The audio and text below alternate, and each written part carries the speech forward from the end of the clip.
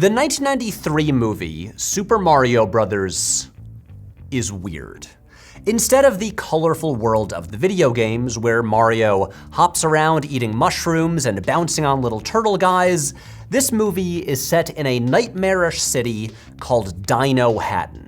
That's kind of like if Blade Runner had a bunch of mutant dinosaur people running around, as well as Dennis Hopper as a sort of Donald Trump parody. It barely resembles the games on which it's based, but originally, that was the point. The pitch from co-directors Rocky Morton and Annabelle Jankel hinged on a comedic twist that would arrive in the final scene. The whole movie would play out as it does in the final version, but at the end, executives from Nintendo would arrive to talk to Mario and Luigi about their life story, revealing that what we've been watching is the real true story of their lives, and the video games are in fact a poor adaptation. As co-director Morton explained, the scene was right at the very, very end when the Mario brothers were back in Brooklyn, and there's a knock, knock, knock on the door, and it's two executives from Japan from Nintendo. They've come to buy this story, the life story of the Mario brothers, because they want to use it in this video game they're producing. They write down the story, dictated to them by Mario and Luigi, and it all gets lost in translation. And that was the crucial scene of the movie, because it made sense of the entire movie and why the movie was so different to the video game, because it got lost in translation by Nintendo. That final scene was shot, but the studio cut it from the final film. And so, the one scene that was a direct connection to the source material, commenting on the nature of adaptations and justifying all the ways the film differed from the games, was gone. And without that scene, what we're left with is a movie that just has absolutely nothing in common with its source material. But is that a bad thing? Well, according to most people in 1993, yes it is. Sitting in the movie theater with my dad and my mom and just feeling defeated and destroyed, watching them murder my beloved Super Mario Brothers characters. Despite the massive popularity of the Mario video games, the fans widely rejected the movie for how unfaithful it was to the source material. Super Mario Brothers baffled and angered audiences and critics alike, was a critical and commercial failure, and for decades, it has been treated as a punchline. And then, exactly 30 years later, a new Super Mario Bros. Movie was released, and this time, faithfulness was not a problem. Where once the villain was Dennis Hopper as a politician with his hair gelled into weird ridges, now the villain was Bowser, appearing exactly like he does in the games. Where once the story was set in a bizarre alternate universe version of New York City, now it was set in the Mushroom Kingdom, appearing exactly like it does in the games. Where once Mario jumped with the assistance of high-tech sci-fi jump boots, now he just jumped high, exactly like he does in the games. Where once Toad was portrayed as a protest singer, played by famed rockabilly musician Mojo Nixon, who gets turned into a weird dinosaur man. Now, he was exactly like he is in the games, voiced by an unrecognizable Keegan-Michael Key, and look, I could keep going.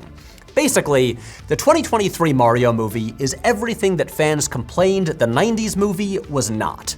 And this time around, it won over the fans and it made well over $1 billion. But does that mean that it's better?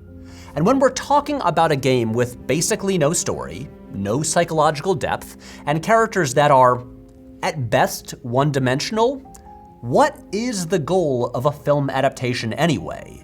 Why do we actually care about how faithful it is? And what can these two Mario movies tell us about the very nature of adaptations? Look, there's a lot to get into, so Emma, roll the title sequence.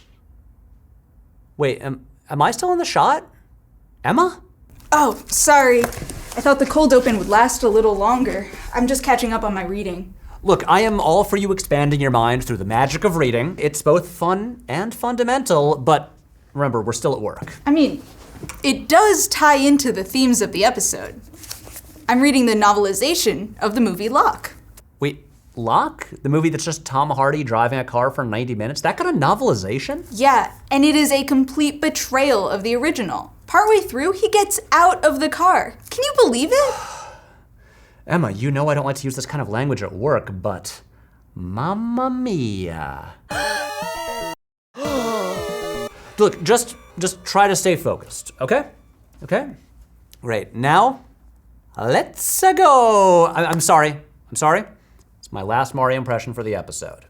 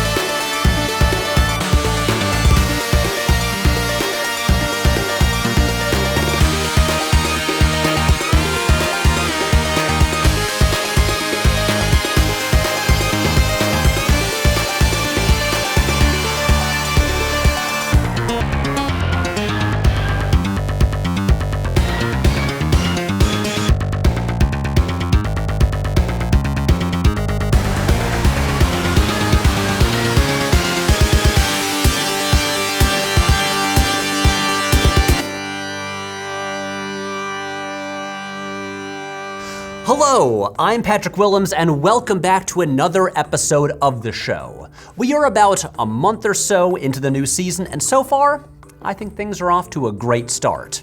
This new desk is really elevating our whole presentation. We just released a new drop on our hugely popular new website, AuthenticYouTubePrompts.com, and so far today, Nobbles is nowhere to be seen. I probably shouldn't have invoked his name. But now, the reason we're here, video games. I'm not talking about playing video games, something I haven't had time for in over a decade. I'm talking about movies adapted from video games. But don't worry, this is not gonna be yet another "why do video game movies always suck" video. You've heard that a million times before. See, last year, when the Super Mario Bros. Movie became a giant commercial smash that will soon spawn a whole wave of Nintendo movies that are sure to be artistic triumphs, I did what I tend to do and started overthinking it.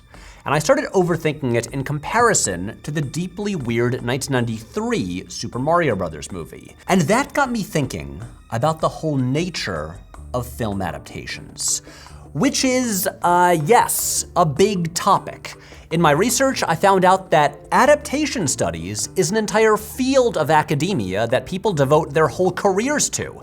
And look, the last thing I want to do is trespass on their territory because those academics are hardcore and will absolutely beat me up and throw me in a dumpster if I get this wrong.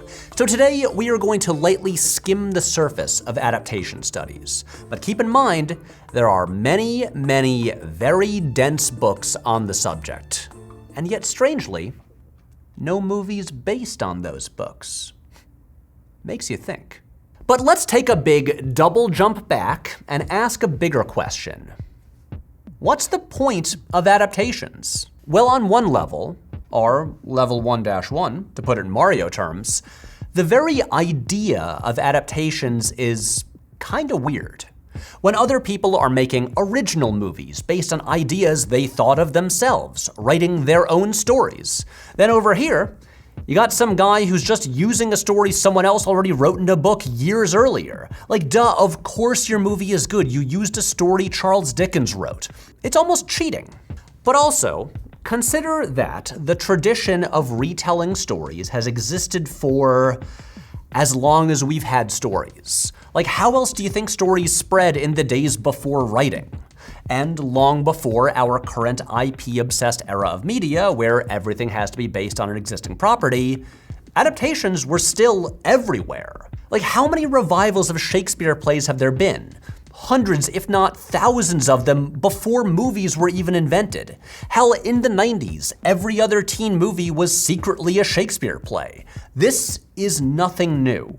And consider that many of our most celebrated films are adaptations of existing works. I added it up and did the math, and 63% of Best Picture Oscar winners are adaptations. But back in the day, there used to be some dissent. In 1922, a letter published in the Scenario Bulletin Digest proclaimed, quote, "The reason an adaptation is bad is because a good one cannot be made. This has been proven, and when a thing is proven, it ought to settle all arguments." Now, I'm not sure exactly how this was proven, but this person seems really insistent on it. In his 1957 book, Novels into Film, George Bluestone radically argued that, quote, "Adaptation is always essentially bad translation and bad art because it violates formalist semiotic and medium specificity theories." And even if that last sentence sounded like complete gibberish to you, Bluestone kinda has a point. He proposed that adaptations should be stopped forever and novels and films, quote, "should remain separate institutions, each achieving its best results by exploring unique and specific properties." Amen. Can you believe they added 3 full flashback chapters detailing the affair Ivan Locke had? Which, by the way, in the movie is just described as cold, wet, and lonely. Clearly just adding smut for the Sarah J. Maas fans out there. I mean, listen to this sultry passage. Emma, please don't read sultry passages during the episode. That will get us demonetized. I know you're upset about this bad adaptation, but you realize that you could just stop reading it, right?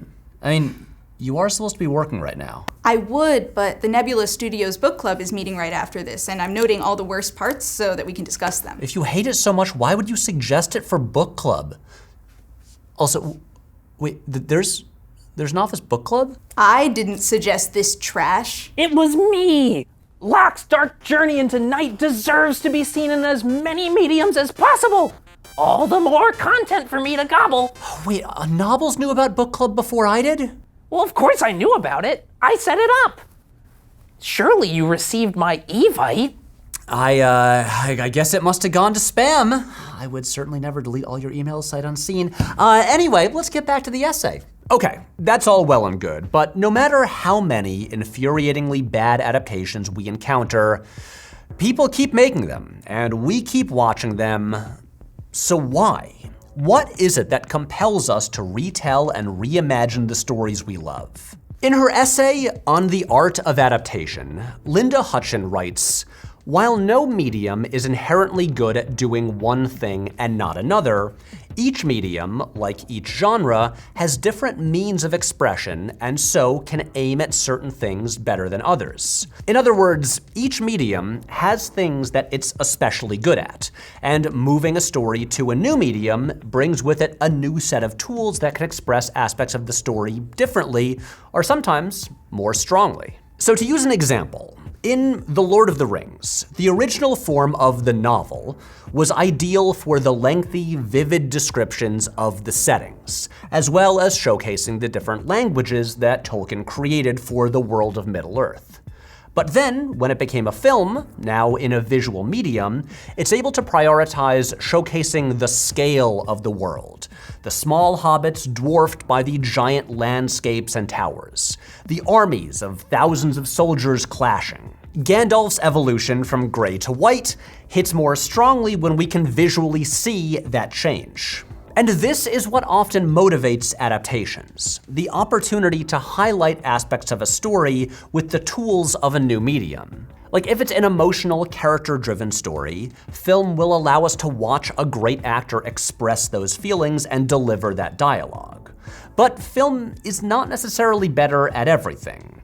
First-person narration usually works better in a novel, when literally every word is coming from the perspective of the main character. And then there are things like the cosmic, abstract climax of Stephen King's It, which multiple adaptations have struggled mightily to adapt. Nobody knows what the hell to do with that giant interdimensional turtle. Adaptation studies splits the audience into 2 different types of viewer, knowing and unknowing.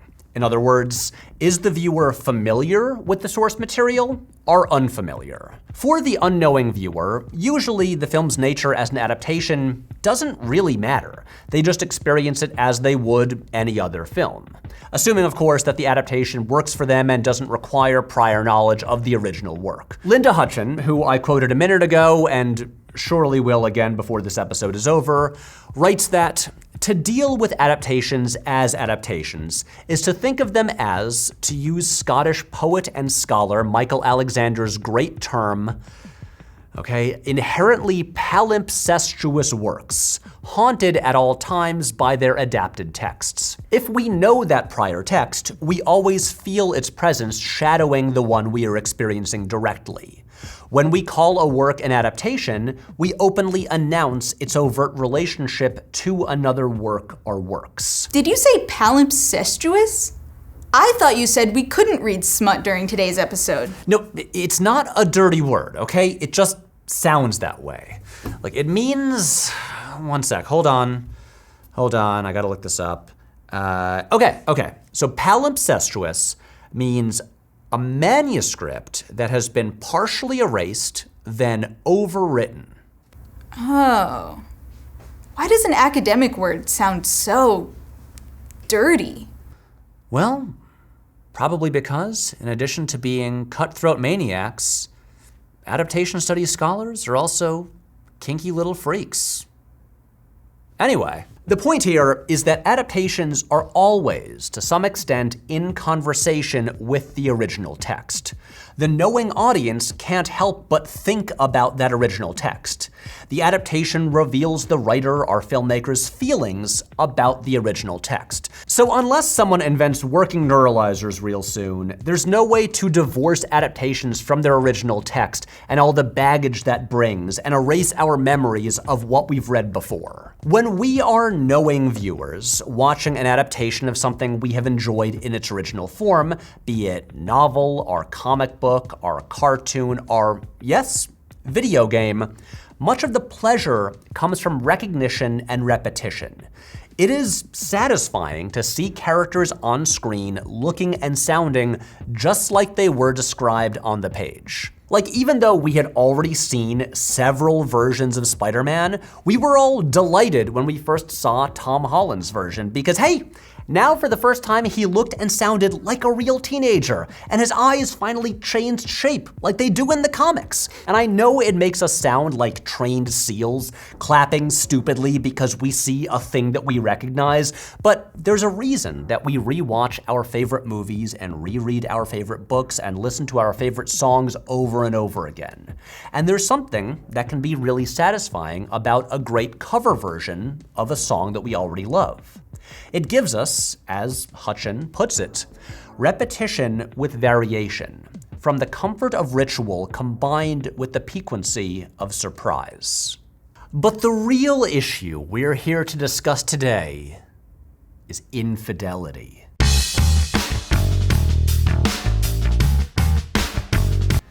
And by that, I mean the deeply unsexy and academic question of faithfulness in adaptations. As you guessed it, Linda Hutchin points out, the language around adaptations has always been deeply moralistic, referring to changes to the source material as, quote, a tampering, a deformation, a desecration, an infidelity, a betrayal, a perversion. In other words, very naughty. This seems a bit extreme, but to be fair, we as viewers often have quite literally a relationship with the original work. And an adaptation is someone else's treatment of a thing we love. It's like meeting your best friend's new partner. Or, to use a more exciting analogy, it's like sitting in the cuck chair while someone else sleeps with your wife. Anyway, as Hutchin writes, one of the central cliches of film adaptation theory is that audiences are more demanding of fidelity when dealing with the classics, with the work of Shakespeare or Dickens, for instance. It is said that producer David Selznick did not worry about adhering to the details of the novel Jane Eyre when adapting it in the 1940s, because an audience survey determined that few had read it. However, he did worry about the details of Gone with the Wind and Rebecca because the novels had been recent bestsellers. And I think this has only become more true in recent decades when it comes to adapting works with massive, deeply passionate fandoms. Chris Columbus said of adapting Harry Potter, quote, "People would have crucified me if I hadn't been faithful to the books." And I would argue that he was extremely faithful, but apparently not faithful enough, as evidenced by Warner Brothers' announcement last year that they are developing a new Harry Potter adaptation for HBO, which will devote an entire season to adapting each book. This is frankly insane, because A, why in 2024 are we still giving J.K. Rowling attention and money? And B, we already got 8 movies that did faithfully adapt all those books, so the only difference here would be refusing to condense anything and just literally putting every single word on screen, which, in my professional opinion, is fucking dumb. So is that what fidelity is? Just literally transcribing every bit of the plot? Well, if so, then Zack Snyder's adaptation of Watchmen is technically as faithful as an adaptation can get. It adapts the comic book almost word for word and shot for shot. But in the process, accidentally, it misunderstands much of what the original work is actually saying. And in the end, it feels like a mistranslation that misses the point. Or, digging below the surface, maybe a faithful adaptation is one that stays true to the original author's intent. But this gets complicated. For one thing, an author's exact intentions are often unclear, even to them sometimes.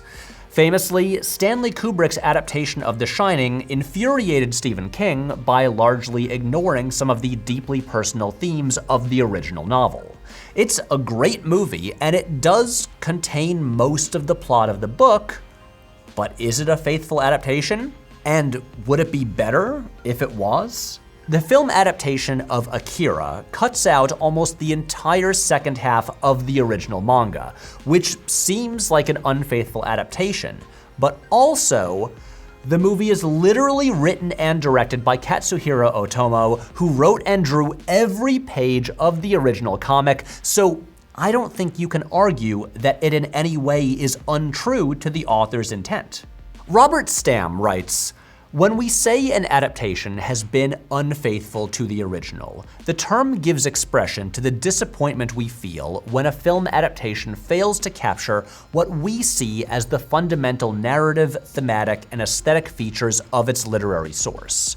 Words such as infidelity and betrayal in this sense translate our feeling when we have loved a book that an adaptation has not been worthy of that love." Having combed through lots and lots of dense academic writing on the subject, this here is the best answer I found.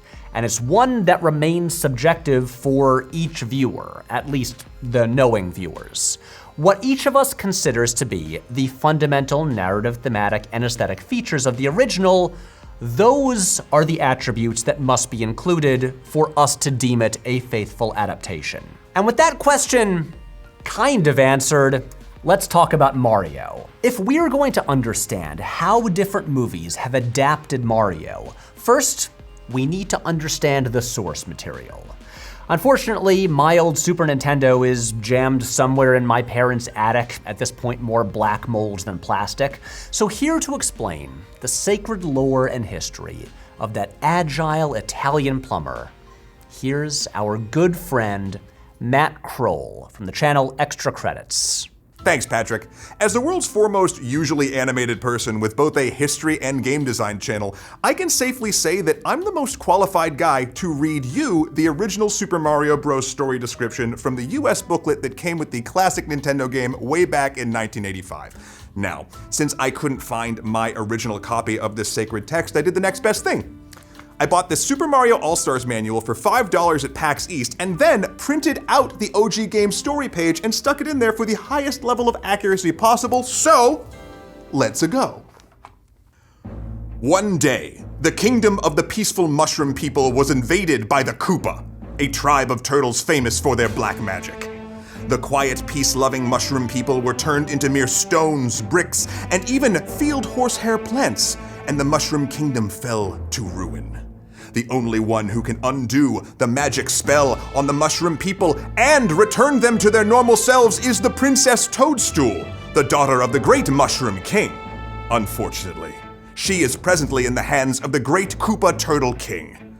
Mario, the hero of our story, parentheses, maybe, hears about the mushroom people's plight and sets out on a quest to free the mushroom princess from the evil Koopa and restore the fallen kingdom of the mushroom people.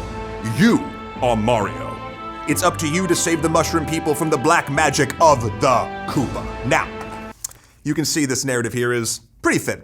And the subsequent games don't do a whole lot to increase the story's complexity. In all of the earlier outings, Mario is always brought to a strange land to rescue someone or something from a large amphibian.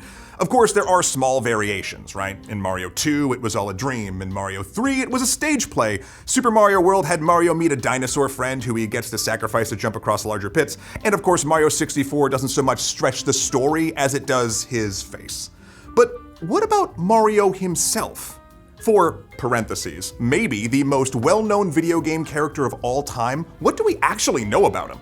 He can jump high, he's a snazzy dresser, and he has a deep-seated desire to rescue princesses as a side hustle. Interestingly, one of the few facts everybody does know about him is that he's a plumber. But as far as I can tell, that isn't mentioned in any of the early games. Rather, we know this because of interviews with Miyamoto saying he's a plumber because it makes sense with all the pipes in the game. Hell, even our common knowledge that he's from Brooklyn mainly comes from Lou Albano's performance from the book-ended skits of the animated series. Which isn't that odd when you think about it, right? Mario was created to enable incredibly addictive and precise platforming experiences for people to play, not for us to deep dive into his character and motivation driven by a ton of lore. Remember, even in the Donkey Kong arcade cabinet where he made his first appearance, Mario was a carpenter simply named Jumpman.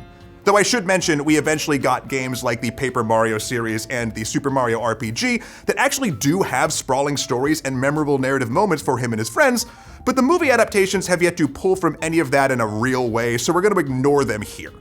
Parentheses, maybe. Patrick, back to woohoo! Thanks, Matt. And this brings us now to the movies. Mario had been adapted for television before, most notably in the Super Mario Bros. Super Show, which premiered in 1989. But then in 1990, the Mario film rights were obtained by who else? Roland Joffe, director of The Killing Fields and The Mission. After a couple years of false starts, he settled on husband-wife directing team Rocky Morton and Annabelle Jankel, creators of the cult TV show Max Headroom, to helm the movie. And the film they made bears very little resemblance to the source material. It features some characters with the same names, like there's a girl named Daisy, no Peach though. Mario is a round plumber with the mustache who has a brother named Luigi. It's worth noting here that Joffe's contract with Nintendo did not allow them to have any input on the story. Although, they did retain the merchandising rights. The movie uses words from the games, but here they mean different things. In the game, there are little enemies called Goombas that look like this. In the movie, there are also Goombas, but here, they are 7-foot-tall, mutated hybrid dinosaur people. There are a lot of dinosaurs in this movie, which is funny because the game is mostly about mushrooms and turtles. In general, the movie feels like an entirely original idea that was grafted onto an IP in order to get made. Most of it is a satire of early 90s New York City, with evil, greedy real estate developers and this bizarre, over-the-top city that feels more like Terry Gilliam's Brazil than anything that's ever been in a Mario game. The Mario games are full of beloved iconography, and the movie ignores almost all of it. The famous Koji Kondo music only plays once, over the first 30 seconds of the movie, and then for the next 104 minutes, it's gone, replaced by a, pretty solid Alan Silvestri score. If nothing else, Super Mario Bros. Is a weird and interesting movie. It's a movie where, in the third act, Samantha Mathis has an emotional conversation with her father, who turns out to be a big sentient blob of fungus. This is my father? Despite the studios cutting the original ending, which, as we discussed earlier, was the key part of the filmmaker's whole original pitch, this is still absolutely the product of a singular vision.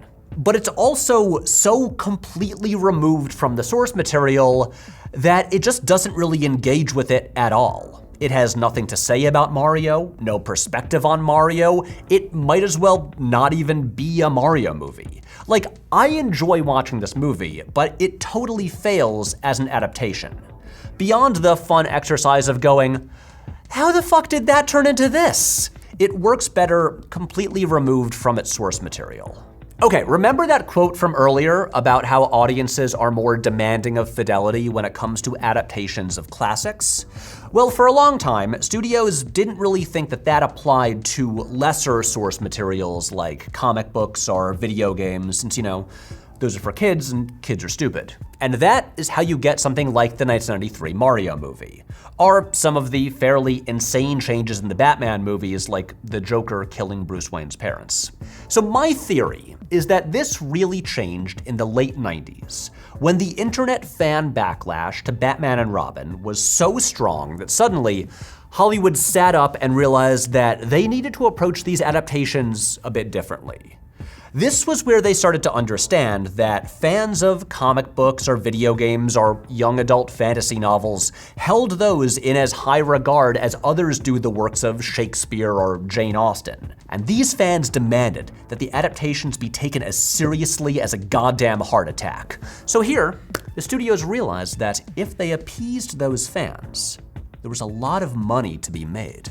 And so, just a few years after Batman and Robin, we had the debut of the Harry Potter and Lord of the Rings series, both adaptations that proudly advertised their fidelity to the source material and promised to adapt one book per film. And as those series went on, multiple movies for one book. The same goes for The Hunger Games or Divergent, until they canceled the fourth movie and never finished the series. Hey, if we're talking fidelity when it comes to adaptations, don't forget my favorite series, the Neapolitan novels by Elena Ferrante. I enjoyed the HBO adaptation of My Brilliant Friend, but I don't think it was quite able to capture the interiority of the original book. Nobbles, shut up. We're trying to talk about Bing Bing Wahoo video games, not fancy Italian literature. I just think that everyone should experience these, in the original Italian, of course. In fact, it was my first choice for the book club. But no one in the office speaks Italian. Parla per te, Emma. Okay, guys, quiet. We gotta get back to talking about real art here. And the times when studios would treat the works they were adapting like they used to in the 80s and 90s, like the 2004 Catwoman movie that discarded literally everything about the source material other than the title. They were met with hostility from the fans, and the result was a giant financial failure. The general rule was, fidelity equals commercial success. And this line of thinking is how we get to the 2023 Super Mario Bros. Movie.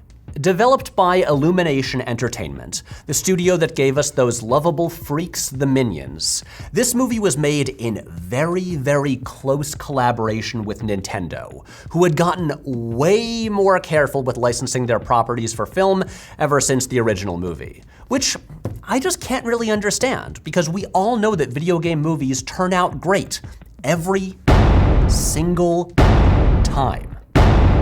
Anyway, as we established at the start of the episode, this movie is the polar opposite of the previous ones in terms of fidelity. Every character, every color, every question mark block is exactly on model with how it appears in the games. The story is more or less the story of every game. Mario runs around exploring the Mushroom Kingdom, collecting power-ups, and finally beats Bowser. As faithful as the movie is, it does include some elements that are not present in the games. There's a very modern, winking, self-aware tone, as well as lots of pop music needle drops, which is weird considering how iconic and beloved the Koji Kondo music is. The most interesting part of the film is the first 15 or 20 minutes, which follows Mario and Luigi in Brooklyn trying to establish a plumbing business. And this is also the biggest deviation from the source material, since in the games, we never see the Mario brothers in our world. All of this stuff is unique to the film, and interestingly, is actually a lot closer to the 1993 movie. And when it's doing its own thing here, it's not bad. But this only lasts for a few minutes, until Mario and Luigi get sucked down into a pipe and travel to the Mushroom Kingdom, and then for the next hour or so, it basically just turns into the experience of watching someone else play a Mario game. Here, the film becomes mostly a parade of iconography from the games. Every scene has at least one moment designed to make viewers sit up and do the Leo point, because they recognize something. Look, Mario has the cape. Look, he slid down a flagpole at a castle. Look, Donkey Kong is throwing barrels. Look, it's an arcade game called Jumpman. Listen, it's the Luigi's Mansion music. Look, it's a fire flower. Look, it's a blue shell. Look, he's wearing the cat suit. Look, they're driving carts on Rainbow Road. Holy shit, it's the DK rap. Look, I'm only human, and when I heard the DK rap, I gotta admit, that one got me. It's a great song. This movie has more of a narrative than the games, which isn't really saying much, and it gives the characters slightly more dimension and motivation, which also isn't really saying much, but it avoids any kind of take on the material. If the 93 movie is too much of a singular vision, this one is no vision at all. It's like a feature-length tribute montage that would be made for Mario's 40th anniversary and approved by the full Nintendo executive board. It feels like the filmmakers were given a checklist of everything the fans would want to see and told to put all of it in the movie. Now, I'm not criticizing anyone for enjoying the movie. It's designed to provide 90 minutes of non-stop dopamine hits for anyone with any fondness for the Mario games. But I am saying that its audience is akin to lab rats getting a morphine drip straight to the pleasure centers of their brains. This movie is junk food, and I truly believe that the Mario video games are much more than that. And this is why I wanted to focus on Mario for this episode, because these two adaptations, made 30 years apart, kind of perfectly form a spectrum. And so, folks, I am proud to present what I call the Super Mario Super Spectrum of Adaptation Fidelity. Hold up, is it just me or is this kind of boring looking? Like, this is Mario, you know, something we all love for its colorful, fun aesthetics. Can we, like, update the graphic?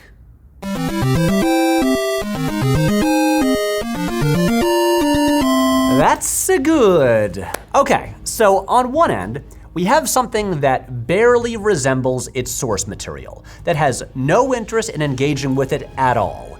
A singular vision that would probably be better if the names were changed and it were just a wholly original thing, not an adaptation. And then, on the other end, we have something that is so faithful that it is less a movie and more, as Mario creator Shigeru Miyamoto put it in an interview, a video asset. This is a brand extension. There is no vision beyond the corporate vision of Nintendo and its affiliated companies. It has nothing to say, no engagement with the source material beyond a corporate-approved celebration. So anyway, for all you academics out there in the field of adaptation studies, feel free to use the Super Mario Super Spectrum of Adaptation Fidelity. You can impress your colleagues at the next conference. And this all leads me to a larger question. Why make a Mario movie in the first place? As Matt established earlier, Mario is not a story. There is the barest semblance of a narrative there, just a simple goal to motivate the player to move forward. I'm sure this will offend some dorks out there, But Mario is not a character. He is a fun design who barely speaks beyond a couple of catchphrases. Mario isn't a story, it's a property. When Roland Joffe won the bidding war for the movie rights, he was not a fan of the games. He had no passion for the material. He just recognized that this was a popular property with a built-in audience that could make money. The dude just wanted some fat stacks of cheddar. Because Super Mario Bros. Is designed first and foremost to be a game, and it does that brilliantly. It has really imaginative designs and aesthetics, engaging puzzles and level design and really fun gameplay, but in terms of what's there to adapt to film, it's really just a bunch of iconography.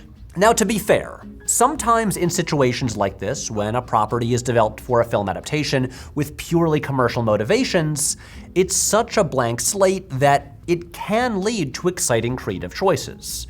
Like on paper, Barbie is pretty much nothing as a story or a character. But there's so little there that Greta Gerwig, Margot Robbie, and Noah Baumbach had plenty of room to fill in new ideas and turn it into a cultural phenomenon, a movie that outgrossed the Mario movie and got a Best Picture Oscar nomination. The Lego Movie is a similar situation. There's no narrative and no characters, just a total blank slate that allowed talented filmmakers to create something new on top of that. Or what about Peter Berg's 2012 adaptation of Battleship? Remember that? No? Didn't, Rihanna fight aliens in it? Anyway, Mario is not quite the blank slate that those are. Here, there is a narrative and there are characters. They're just incredibly thin. But as faithful as the 2023 Mario is to the look of the game and the general narrative of the game, while it is theoretically on one end of the Super Mario Super spectrum, my question is it actually a good adaptation? As we've established, Mario is designed to be played, not watched. No one's favorite part of Mario is sitting there while your sibling plays Mario 3, even though you're so much better at the game than they are, and they don't even know about the warp whistle in World 1. As Sydney Beatty writes in her essay, The Art of the Game, Issues in Adapting Video Games are, at their core, a series of rules and goals that operate in different ways than film. Rules are meant to complicate a player's experiences while they strive towards their goal. Players must understand the rules intimately, memorize reaction times and interactions to master a game. Mario is much less about any of its characters than it is about timing your jumps and dodging enemy weapons and mastering the gameplay. Sure, the movie has a couple moments where the camera shifts to a wide profile view, giving it the appearance of a side-scrolling game, and there's a training montage where Mario gets better at jumping, so occasionally the movie feels kind of like watching someone play a Mario game, but it makes no real attempt to adapt the experience of actually playing a Mario game yourself. The Lego Movie is a movie literally about how we play with Legos, that is designed to cinematically capture the joy and imagination of being a child and inventing Lego constructions. Barbie faithfully adapts the various iconography from the toys, but it also actively engages with the history and cultural meaning of the brand it's adapting. It looks straight on into the sun, confronting its nature as a palimpsestuous work. I did it. I used the word in a sentence. But Mario doesn't try to do any version of that.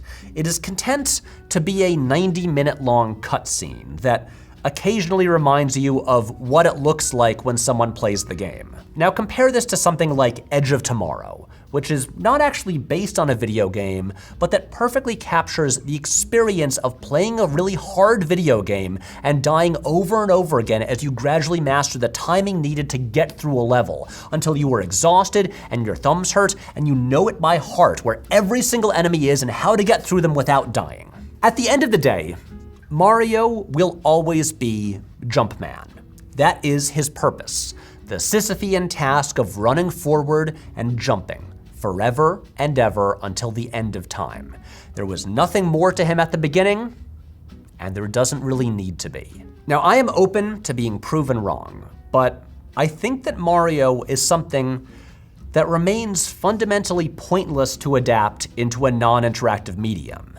There is nothing really to be gained from it. Beyond, of course, lots and lots of sweet, sweet money. Like truly, so much money. Enough that you could do like a Scrooge McDuck dive into it and just swim through your treasure. Which does seem like a lot of fun. So why do we want film adaptations in the first place? Why do we as a society believe that the ultimate form of any story is to become a movie? Now, I don't want to just proclaim that cinema is the best artistic medium there is, although it is my personal favorite, but it does have certain qualities that others don't. Outside of like VR video games, cinema is the most immersive medium there is, as well as the most literal. When you read a book, you have to exert some effort to read the words. You set the pace, you turn the page. But in a film, you just sit back and let it wash over you. In a book, when something is described, you have to create your own mental image of it.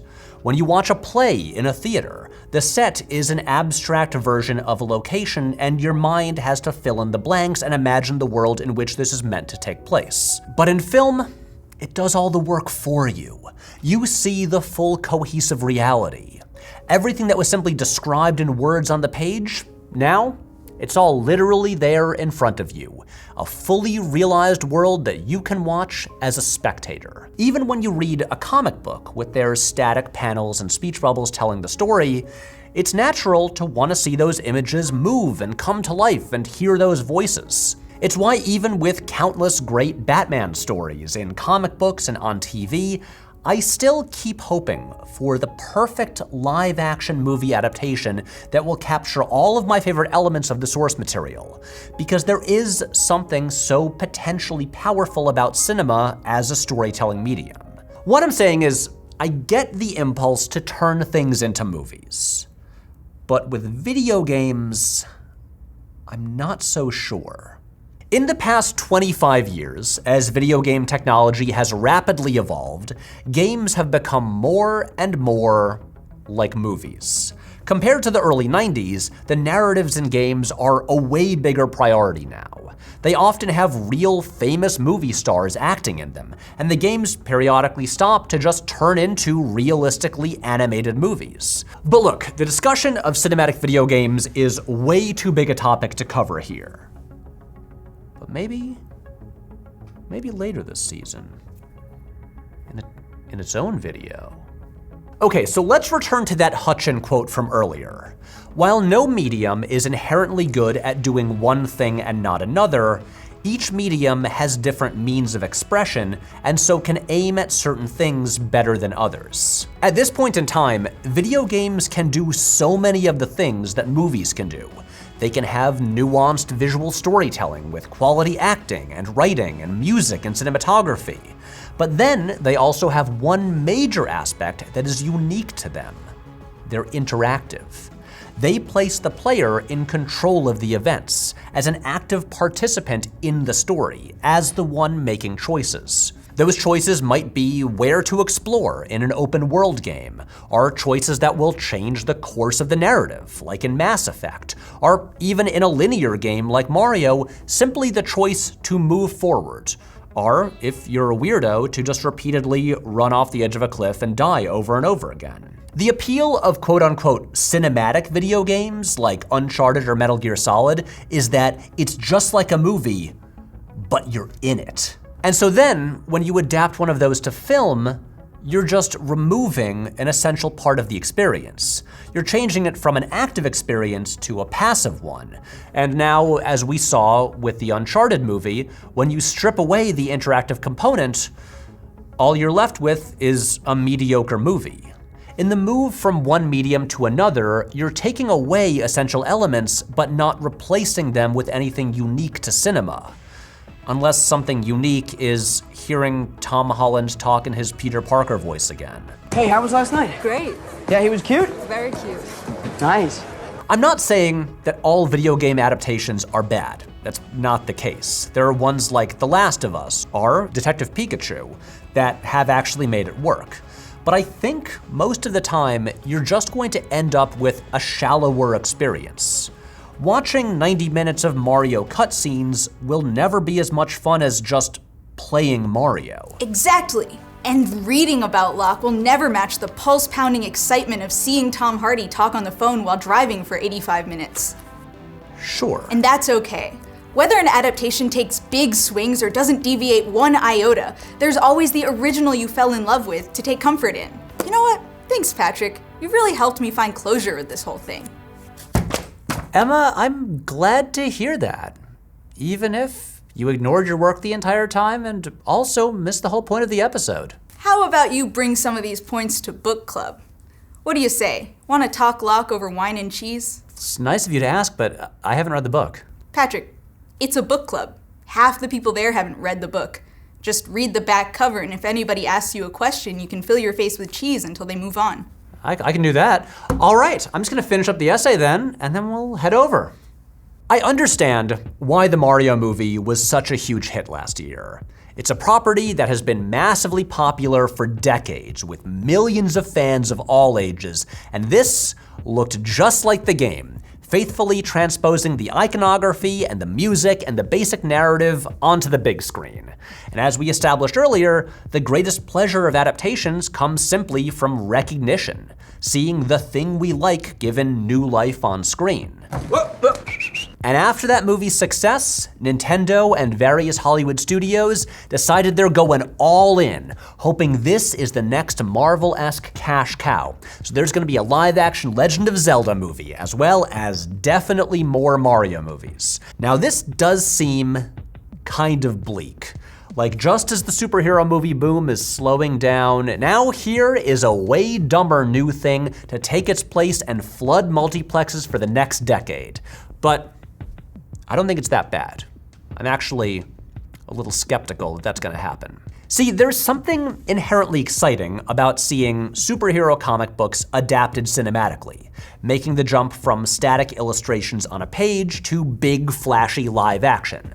And those comics are already interconnected, ongoing narratives, which are perfect for being turned into a series of ongoing movies. But as we've established, the jump from video game to movie doesn't feel like an upgrade in the same way. You're actually losing a key part of the experience. And honestly, the animation quality in a movie like Mario isn't that much better than how current gen graphics look in a Mario game. I understand that people flocked to that movie because of the comforting familiarity, but I don't really think that it will linger with people past that initial viewing. Now that the novelty is gone, I'm not sure the sequels and spin-offs are going to be as popular. Like, yeah, parents will take their kids to see it, but I don't really think this is even gonna have the emotional resonance of, like, the Minions.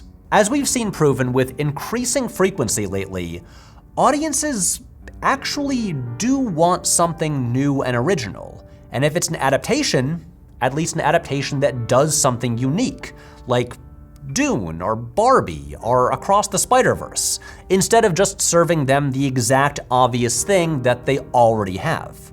We're coming off of more than 2 decades of adaptations designed to be as faithful as possible, to please the fans and give them exactly what they expect.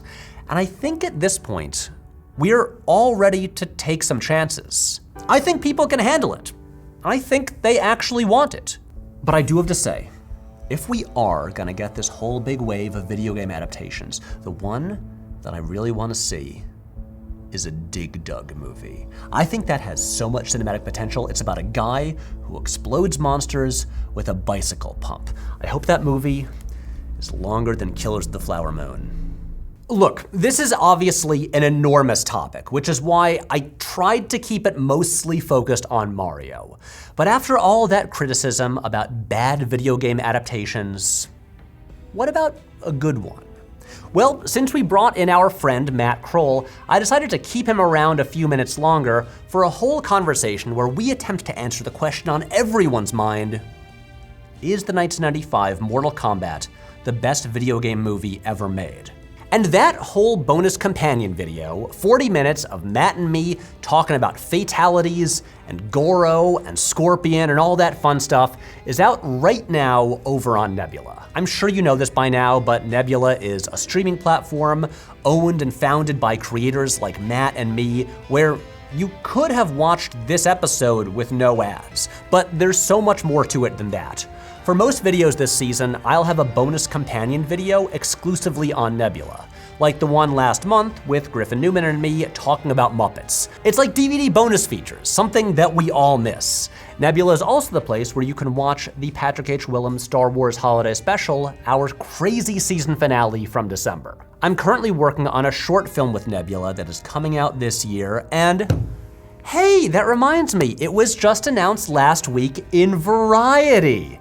It's really real now. Wow, that's pretty cool. Anyway, when that movie is finished, Nebula will be the exclusive place that you can watch it. Ever since Night of the Coconut, we're getting into the movie business, baby.